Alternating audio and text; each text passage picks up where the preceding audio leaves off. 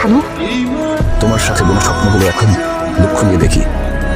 নতুন হাওয়ার দিনগুলো সব আজ মনে হয় নাকি ফাগুন এলে এখন বুকে আগুন জ্বলে হায়। পথ হারানো পথে কি আর পথের দেখা পায়। তোমার সাথে বোনা স্বপ্নগুলো আজ উড়িয়ে দিতে চাই। মরবো বলে ঝাঁপ দিয়েছি, পথে চলে তাই। আজকের চাপটা দেখছো দীপা? না, এগুলো এখন আর দেখতে ইচ্ছা করে না। আমি দেখতেছি সেই একই রকম মায়াবী চাঁদ। 9 মাস আগে চাঁদটা যেমন ছিল এখন ঠিক তেমনই আছে। এই 9 মাসে তুমি আমি কত কাছাকাছি আসলাম, আবার কত দূরত্বে। একই শহরে থেকে যেন মনে হয় দুজন ভিন্ন গ্রহে। এসব আগ্রহে বন্ধ করুন তো, ঘরে যাও। ঘর? যার মনের ঘর শূন্য, দেয়ালের ঘর তাকে কি দিবে দিবা? তুমি কি ড্রিঙ্কস করছো? ড্রিঙ্কস না দিবা, তোমার সাথে আমার এত এত স্মৃতি, সেই স্মৃতির নেশে তো কাটিয়ে উঠতে পারিনি। তাই এখন আমার কোনো নেশা প্রয়োজন হয় না। তোমাকে যেদিন প্রথম অন্য কারোর সাথে দেখেছিলাম সেদিন বুঝেছিলাম আল্লাহ কেন শিরক পছন্দ করেন না।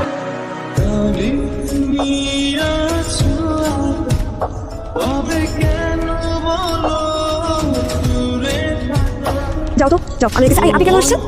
আগামীকাল পূর্ণিমা তো, সবাই মিলে একসাথে চাঁদ দেখার আয়োজন করবো, তাই চাঁদা নিতে আসছি। আমি দাঁড়ায় আসছি। দেশের শত্রু দশের শত্রুরা। দোস্ত, আর কতক্ষণ এমন শুয়ে থাকবো? পিঠে করতে শত কথা না বলে পূর্ণিমা রূপে মুগ্ধ হতে শেখ। একবার এই রূপে ডুবিতে শিখে গেলে পিছিয়ে।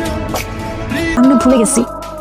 দেখছো, আমি তোমাকে যতটা ভালোবাসি তুমি আমাকে ততটা ভালোবাসো না। তোমার সাথে দেখা হওয়ার পর থেকে তোমার বলা প্রত্যেকটা কথা আমার মনে আছে। এখন তাহলে আছি, রাতে কথা হবে। Bye bye.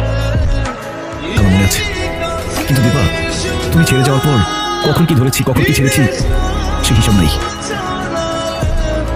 আমি তোমাকে ছেড়েছিলাম? আর কত অত্যাচার করবি? বাদ দেন এসব।